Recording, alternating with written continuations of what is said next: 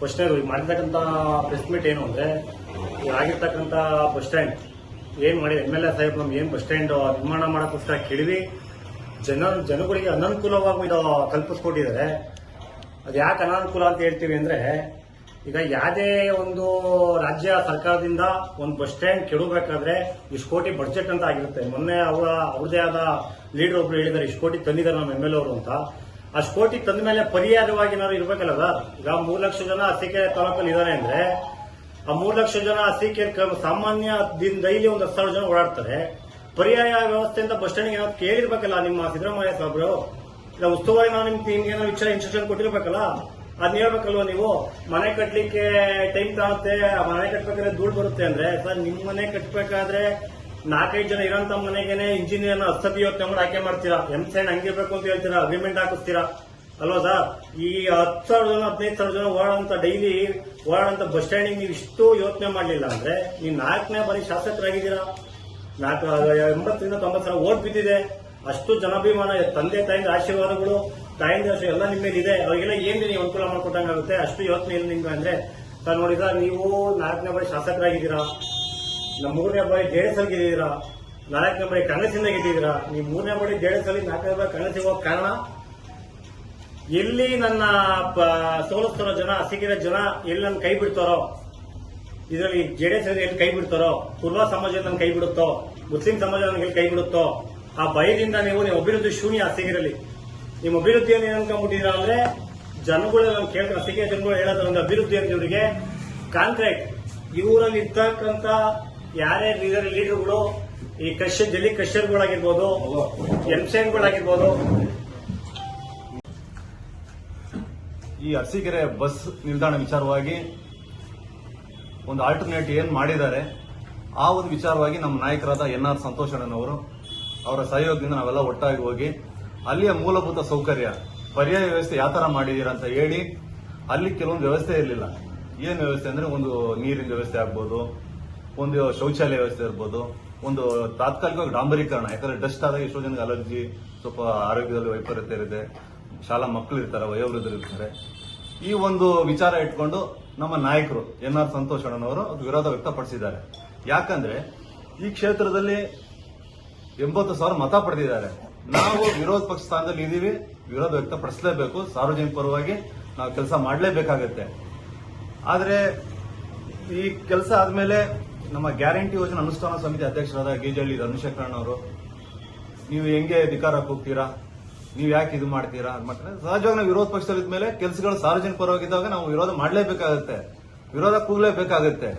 ಆ ವಿರೋಧ ಆಗಿರೋದಕ್ಕೆ ಇವತ್ತು ಎಲ್ಲ ಕೆಲಸ ಕಾರ್ಯಗಳಾಗ್ತಿದೆ, ಸಾರ್ವಜನಿಕರಿಗೆ ಅನುಕೂಲ ಆಗ್ತಿದೆ. ಈಗ ಸಾರ್ವಜನಿಕ 80,000 ಮತ ಕೊಟ್ಟಾದ್ಮೇಲೆ ನಾವು ಕುಂತ್ಕೊಂಡು ಕೂರಕ್ಕಾಗಲ್ಲ. ಯಾಕಂದ್ರೆ ಇಲ್ಲೊಬ್ಬ ಸಮರ್ಥ ನಾಯಕರು ಇವತ್ತು ಈ ಕ್ಷೇತ್ರದಲ್ಲಿ ಕೆಲಸ ಮಾಡ್ತಿದ್ದಾರೆ. ಯಾರಿಗೆ ಏನೇ ಕಷ್ಟ ಆದ್ರೂ 24 ಅವರ್ಸ್ ಕೆಲಸ ಮಾಡೋಬ್ಬ ಏಕೈಕ ವ್ಯಕ್ತಿ ಇವತ್ತು NR ಸಂತೋಷ್ ಅಣ್ಣನವರು ಇದ್ದಾರೆ. ನಮ್ಗೆ ಜನ ಈಗ 80,000 ಮತ ನೀಡಿದ್ಮೇಲೆ ನಾವು ವಿರೋಧ ಮಾಡಲೇಬೇಕು, ಕೆಲಸ ಮಾಡಲೇಬೇಕು, ಈ ಕ್ಷೇತ್ರದಲ್ಲಿ ಗಟ್ಟಿಯಾಗಿ ನಿಂತ್ಕೊಳ್ಳೇಬೇಕಾಗುತ್ತೆ. ಯಾಕಂದ್ರೆ ಒಂದು ಕಿರಿಯ ಸಣ್ಣ ವಯಸ್ಸಿನಲ್ಲಿ CM ಪೊಲಿಟಿಕಲ್ ಸೆಕ್ರೆಟರಿ ಆಗಿ ಒಬ್ಬ ಕಾರ್ಯನಿರ್ವಹಿಸಿರುವಂತ ನಮ್ಮ ನಾಯಕರು NR ಸಂತೋಷ್ ಅವರು. ಅವರು ಈ ರಾಜ್ಯ ಮಟ್ಟದಲ್ಲಿ ಎಲ್ಲ ಆಗುವುಗಳನ್ನ ನೋಡಿರ್ತಾರೆ. ಹಾಗಾಗಿ ಈ ತಾಲೂಕಲ್ಲಿ ಇವತ್ತು ಕೆಲವು ನಾಯಕರುಗಳು ಬಂದ್ರು ಹೋದ್ರು, ಯಾರು ಗಟ್ಟಿಯಾಗಿ ನಿಂತಿಲ್ಲ.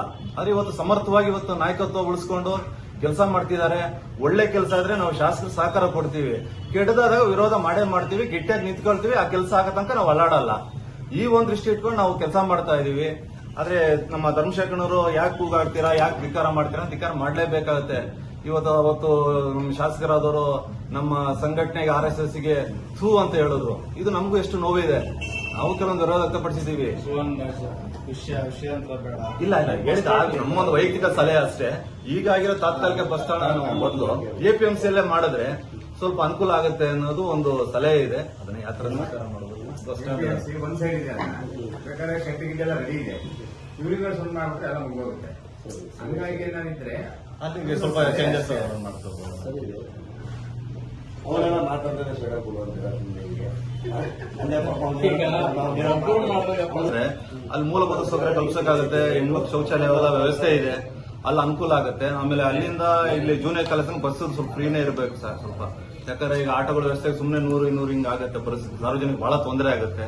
ಆ ಒಂದು ಎಲ್ಲ ಮನವಿ ಇದೆ. ಗಾರ್ಮೆಂಟ್ಸ್ ತಾಯಂದಿರು ಬೆಳಗ್ಗೆ ದಸಕ್ಕೆಲ್ಲ 5ರಿಂದ 1000 ಜನ ಗಾರ್ಮೆಂಟ್ಸ್ ಬರ್ತಾರೆ, ಹೆಣ್ಮಕ್ಳು ಕಷ್ಟಪಡೋರು. ಅವರಿಗೆ ಬಸ್ ಸ್ಟ್ಯಾಂಡ್ ದೂರ ಆಗಿರೋದ್ರಿಂದ ಡೈಲಿ 30-40 ರೂಪಾಯಿ ಆಟೋ ಹೋಗ್ತಾರೆ. ಅವ್ರ ಸಂಬಳ 100 ರೂಪಾಯಿ ಸಂಬಳ ಕೊಡ್ತಾರೆ. ಪಾಪ ಬಸ್ ಸ್ಟ್ಯಾಂಡ್ 1000 ರೂಪಾಯಿ ಆಟೋ ವ್ಯವಸ್ಥೆಗೆ ಹೋದ್ರೆ ಜೀವನ ಮಾಡೋದು ಬಹಳ ಅನುಕೂಲ ಆಗುತ್ತೆ ಅವ್ರಿಗೆ. ಬೆಳಗ್ಗೆ ಸಂಜೆ ಬಸ್ ಟೌನ್ ಲಿಮಿಟಿಗೆ ಬಿಡ್ಲಿ ಅಂತ ನಾವು ಕೇಳ್ಕೊಂತೀವಿ. ನೀವು ಅದೇ ಸಿಟಿ ಬಸ್ ಬೇಕು ಅನ್ನೋದು ನೀವು- ಖಂಡಿತ ಬೆಳಗ್ಗೆ ಸಂಜೆ ಕಾಲೇಜು ಗವರ್ಮೆಂಟ್ ಬೆಳಗ್ಗೆ ಸಂಜೆ ಬೇಕು ಅಂತ. ಇದಲ್ಲ ಇದು ನಿಂತ್ಕೊಂಡು ಒಂದ್ ಸೈಡ್ ಹೇಳ್ತಾರೆ. ಇನ್ಸ್ಟ್ರಕ್ಷನ್ ಏನ್ ಅದಕ್ಕೆ ಪರಿಹಾರ ಏನ್ ಮಾಡಿದ್ದಾರೆ ಉತ್ಸವ ಸಚಿವರು ಏನ್ ಮಾಡಿದ್ದಾರೆ? ಕೃಷ್ಣ ಬೈರೇಗೌಡರು ಆತ್ಮಂಬ ಫಂಕ್ಷನ್ ನೋಡಿರ್ಬೋದು ನಾವು. ಎಷ್ಟು ಕಾಳಜಿಯಿಂದ ಅಷ್ಟು ಲಕ್ಷಾಂತರ ಜನಕ್ಕೆ ಪರ್ಯಾಯ ಎಲ್ಲ ಫುಲ್ ಇಷ್ಟು ಜನ ನೋಡ್ಬೋದು, ದೇವ್ರ ದರ್ಶನ ಮಾಡ್ಕೊಡಕ್ಕೆ ಅನುಕೂಲ ಮಾಡ್ಕೊಟ್ಟಿದ್ದಾರೆ. ಈಗ ಅದೇ ರೀತಿ ನಮ್ಮ ಅರಸೀಕೆರೆ ಜನಕ್ಕೆ ಇಲ್ಲಿ ಅನ್ಯಾಯ ಆಗಿದೆ. ಬಸ್ ಸ್ಟ್ಯಾಂಡ್ ವ್ಯವಸ್ಥೆ ಸರಿ ಇಲ್ಲ, ತಾಯಂದ್ರಿಗೆ ಹಾಲು ಕುಡಿಸೋ ವ್ಯವಸ್ಥೆ, ಒಂದು ಸಪರೇಟ್ ಆದ ರೂಮ್ ಇಲ್ಲ, ಒಂದು ಮನೆಗೆ ಶೌಚಾಲಯ 2-3 ಇರ್ತವೆ ದೊಡ್ಡ ದೊಡ್ಡ ಮನೆಗಳಲ್ಲಿ, ಅದು ಬಸ್ ಸ್ಟ್ಯಾಂಡ್ ಅಲ್ಲಿ ಇಲ್ಲ. ದಯಮಾಡಿ ಕೃಷ್ಣಗೌಡ್ರೆ ನೀವು ಯಾವ ರೀತಿ ಆಸ್ತಂಬ ದರ್ಶನ ಮಾಡಕ್ಕೆ ಕಲ್ಪಿಸ್ಕೊಡ್ರೋ, ಇಡೀ ಕರ್ನಾಟಕ ಜನತೆಗೆ ತಾಯಿ ದರ್ಶನ ಮಾಡಕ್ ಜಾಗ ಮಾಡ್ಕೊಡ್ರೋ, ದಯಮಾಡಿ ಬಂದು ಅದನ್ನ ಇಲ್ಲೂ ಬಂದು ನಿಂತ್ಕೊಂಡು ಮಾಡ್ಕೊಡಿ ಅಂತ ನಾನು ನಿಮ್ಮಲ್ಲಿ ಮನವಿ ಮಾಡ್ಕೊಂತೀನಿ. ದಯಮಾಡಿ ಬಂದು ಮಾಡ್ಕೊಡಿ ಅದನ್ನ. ನಿಮ್ಮ ಇವ್ರು ಹೇಳಿದ್ದಾರೆ, ನಿಮ್ಮ ಶಾಸಕರು ಎಲ್ಲ ಮಾಡಿದೀವಿ, ಟೈಮ್ ತಗೊಳುತ್ತೆ, ಟೈಮ್ ಬೇಕು ಎಲ್ಲ ಪ್ರತಿಯೊಂದು ಮಾಡಕ್ಕೆ ಅಂತ ಹೇಳಿದ್ದಾರೆ. ಸರ್ ಆಯ್ತು ಸರ್, ನೀವು ಟೈಮ್ ತಗೊಳ್ಳಿ, ನಾವು ಬೇಡ ಅನ್ನಲ್ಲ. ಮನೆ ಕಟ್ಟಕ್ಕೆ ಬಹಳ 100 ಸತಿ ಯೋಚನೆ ಮಾಡಿ ತಗೋತೀವಿ.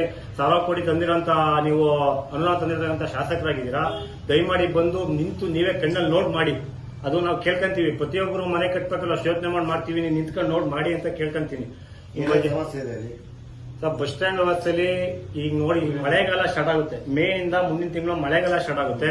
ಆ ಮಳೆಗಾಲ ಇರ್ತಲೇನಾದ್ರೂ ಈ ತರ ಉತ್ತರದಿಂದ ಹೊಡೆದು ದಕ್ಷಿಣದಿಂದ ಹೊಡೆದ್ರೆ ಅಲ್ಲಿ ಒಬ್ರು ನಿಲ್ಲಿಕ್ ಆಗಲ್ಲ. ದಯಮಾಡಿ ಅದೊಂದು ನೋಡಿ. ನೀವು ಬರೀ ಹಂಸೊಂದು ಟಾರೊಂದು ಹಾಕಿದ್ರೆ ಮುಗಿಲಿಲ್ಲ ಸಮಸ್ಯೆ. ಅದೊಂದು ದಯಮಾಡಿ ನೀವು ಬಂದು ಹತ್ರ ನಿಂತ್ಕೊಂಡು ನೋಡಿ. ಆಪೋಸಿಟ್ ಆಗಿ ಹೊಡೆದ್ರೆ ಎಷ್ಟು ಜನ ನಿಲ್ಬೋದು ಸಾಧ್ಯ ಆಗುತ್ತೆ ಅನ್ನೋದು ನೋಡಿ. ಈಗ ನಿಮ್ ಕೃಷ್ಣಗೌಡರು 1 ನಿಮಿಷಕ್ಕೆ ಒಬ್ಬ ನೋಡಿದ್ರೆ ಆತ್ಮಂಬ ದರ್ಶನದಲ್ಲಿ ಇಷ್ಟು ಲಕ್ಷ ಜನ ಡೈಲಿ ನೋಡ್ತಾರೆ ಅಂತ ನಿಮ್ ಲೀಡರ್ ಹೇಳಿದಾರೆ ಮಾತಿದ್ನ. ಅದೇ ತರ 10,000 ಜನ ಬಂದು ಬಸ್ ಸ್ಟ್ಯಾಂಡ್ ಅಲ್ಲಿ ನಿಂತ್ರೆ ವ್ಯವಸ್ಥೆ ಅಲ್ಲಿ ಕಲ್ಪಿಸ್ಕೊಟ್ಟಿದ್ದೀರಾ ಜನ ನಿಲ್ಲಿಕ್ಕೇನೋ. ದಯಮಾಡಿ ಅದೊಂದು ನಿಮ್ಮಲ್ಲೇ ಪ್ರಶ್ನೆ ಹಾಕೊಂಡು ನೀವು ಪ್ರಶ್ನೆ ಮಾಡ್ರಿ ಅಂತ ಕೇಳ್ಕೊಂತೀನಿ. ಅದೊಂದು ಪರಿಹಾರ ಮಾಡ್ಕೊಡಿ ಅಂತ ಹೇಳ್ತೀವಿ ಅಂತ ಹೇಳಿದ್ದಾರೆ. 500 ಹಳ್ಳಿಗೂ ಕುಡಿಯ ನೀರಿನ ವ್ಯವಸ್ಥೆ ಮಾಡಿದ್ದಾರೆ ಅಂತ ಹೇಳಿದ್ದಾರೆ. ಸರ್ ಎಂಜುವನಹಳ್ಳಿ ಭಾಗ, ಕೊಪ್ಲು ಭಾಗ, ಆಮೇಲೆ ನಮ್ಮ ಪುಟ್ಟಣ್ಣರ ವಾರ್ಡು, ನಾಯ್ಕರಟ್ಟಿ, ಶ್ರೀನಗರ ಸರ್ ಕೊಟ್ಟಿದ್ದಾರೆ. ನಾನು ಇಲ್ಲ ಅಂತ ಹೇಳಕ್ ಇಷ್ಟಪಡಲ್ಲ. ಭಗೀರಥ ಅಂತ ಹೇಳಿದ್ದಾರೆ, ಅದನ್ನು ಒಪ್ಕೊಂತೀವಿ. ಕುಡಿಯ ನೀರಿನ ವ್ಯವಸ್ಥೆ ಕೆಲವೊಂದು ತಾಲೂಕಲ್ಲಿ ಇಲ್ಲ, ನಮಗೆ ತಂದಿದ್ದೀರಾ, ಬಹಳ ಅಭಿಮಾನ ನಿಮ್ಮಲ್ಲಿದೆ, ನಮ್ಮ ತಂದೆ ಸ್ಥಾನ ಇದ್ದೀರಾ, ಆ ಗೌರವನ ನಿಮ್ಗೆ ಕೊಡ್ತೀವಿ. ಸರ್ ಬಂದು ಇದೇ ಗಿರೀಶ್ ಅಣ್ಣ ಇಲ್ದಂತ ಏನ್ ಹೇಳಿದ್ರು, ಅದಾದ್ಮೇಲೆ ಸಮ್ಮಿ ಅಣ್ಣ ಬಂದು ಕುತ್ಕೊಂಡ್ರು. 1 ವಾರದಿಂದ 15 ದಿವಸದಲ್ಲಿ ಮನೆ ಬಾಗ್ಲಿಗೆ ಬಂದು 10,000 ಬಿಲ್ ಕೊಟ್ಟೋಗಿದ್ದಾರೆ. ಸರ್ ಭಗೀರಥ ಅಂತ ಏನು ಕೇಳಿದ್ರು? ಭಗೀರಥ ಅಂದ್ಮೇಲೆ ಬಡವರು ಜನಗಳಿಗೆ ಗಾಗಡೆ ಕೆಲಸ ಮಾಡಿದ್ದಾರೆ. 300 ರೂಪಾಯಿ ಆಟ ಓಡಿಸ್ತಾ ಇದ್ದಾರೆ ಸರ್. 300 ರೂಪಾಯಿ ಆಟ ಓಡಿಸ್ಕೊಂಡು ಜೀವನ ಮಾಡೋರಿದ್ದಾರೆ. 300 ರೂಪಾಯಿ ಆಟ ಓಡಿಸ್ಕೊಂಡು ಜೀವನ ಮಾಡಿದ್ರೆ ದಯಮಾಡಿ ನೀವು 10,000 ಬಿಲ್ ಎಷ್ಟು ಒಂದೇ ಸತಿ ಬಂದು ಕೊಟ್ರಿ ಎಲ್ಲಿಂದ ಕಟ್ತಾರೆ? ಹೆಂಗ್ ಕಟ್ತಾರಣ್ಣ? ನೀವು ಅದನ್ನೆಲ್ಲ ದಯವಿಟ್ಟು ಕಲ್ಪನೆ ಮಾಡ್ಕೊಳ್ಳೋಣ. ಬಡವರು ಅರಸೀಕೆರೆ ಜನ ಬಹಳ ಬಡವರಿದಾರಣ. ಕೊರೋನಾ ಬಂದು ಸತ್ತೋಗ್ಬಿಟ್ಟಿದ್ದಾರೆ. ಭಗೀರಥ ಅಂದ್ರೆ ಫ್ರೀಯಾಗಿ ನೀರು ಕೊಡ್ತಾ ಇದೀರಾ, ಜನಗಳು ನೀರು ಕುಡಿಯೋಕೆ ದುಡ್ಡು ಇಸ್ಕೊಂಡು ನೀರು ಕೊಡ್ತಾ ಇದೀರಾ ಅಂತ ನಾನು ಕೇಳೋದು. ಈಗ ಎಲ್ಲಾ ಮನೆ ಕಲೆಕ್ಷನ್, ಕೆಲವೊಂದು ವಾರ್ಡ್ಗಳಿಗೆ ಇನ್ನೂ ಕಲೆಕ್ಷನ್ ಹೋಗಿಲ್ಲ ಕ್ಲೀನ್. ನಮ್ಮ ಮನೆಗೆ ಬನ್ನಿ, ನಮ್ಮ ಮಾಡಿ ಎಂಜುಡಿ ನಾನು ತೋರಿಸ್ತೀನಿ ಬೇಕಿದೆ. ಇಜುಡಿ ಲೈನ್ ಕ್ಲಿಯರ್ ಆಗಿಲ್ಲ ಸ್ವಾಮಿ. ಈಗ ಒಂದು ಇಜುಡಿ ಲೈನ್ ಕ್ಲಿಯರ್ ಆಗಿಲ್ಲ, ಒಂದು ಇಜುಡಿ ಕ್ಲಿಯರ್ ಆಗಬೇಕು. ಕಾಂಕ್ರೀಟ್ ರೋಡ್ ಆಗಿದೆ, 530 ಕಾಂಕ್ರೀಟ್ ರೋಡ್ ಆಗಿದೆ, ಒಪ್ಕೊಂತೀನಿ ಸರ್. ನೀವು ನಮ್ಮ ಹಳ್ಳಿಗಳಲ್ಲಿ ಈಗ ಇಜುಡಿ ಕ್ಲಿಯರ್ ಕಾಂಕ್ರೀಟ್ ರೋಡ್ ನೀವು ಹಾಕ್ತೀರಾ ಅಂತಂದ್ರೆ ಯಾವ ಒಂದು ಬೇಸ್ ಮೇಲೆ ಹಾಕ್ತೀರಾ ಸರ್? ನೀವು ಮತ್ತೆ ಇಜುಡಿ ಕ್ಲಿಯರ್ ಮಾಡಿ ಮತ್ತೆ ಕಾಂಕ್ರೀಟ್ ರೋಡ್ ಕೀಳ್ತೀರಾ, ಮತ್ತೆ ಅದಕ್ಕೆ ಮತ್ತೆ ಗ್ರ್ಯಾಂಡ್ ಹಾಕಂತೀರಾ ನೀವು? ಮತ್ತೆ ಗ್ರ್ಯಾಂಡ್ ಹಾಕಿ ಮತ್ತೆ ಗ್ರ್ಯಾಂಡ್ ಕೊಡ್ತೀರಾ ಸರ್? ಇದೆಲ್ಲ ಸಮಸ್ಯೆಗಳು ಅರಸೀಕೆರೆಯಲ್ಲಿ ತುಂಬಾ ಇದೆ. ಸೊ ದಯಮಾಡಿ ಅವ್ರ ಲೀಡರ್ಗಳಿಗೂ ಹೇಳಕ್ ನಾವು ಇಷ್ಟಪಡ್ತೀವಿ. ತನ್ನ ಮನೆಯಲ್ಲಿ ಮಕ್ಕಳನ್ನ ತಂದೆ ತಾಯಿ ವಹಿಸ್ಕೊಳ್ಳೋದು ಸಹಜ. ಎತ್ತೋರಿಗೆ ಯಜ್ಞ ಮುತ್ತು ಅಂತಂದ್ರೆ ನಾವು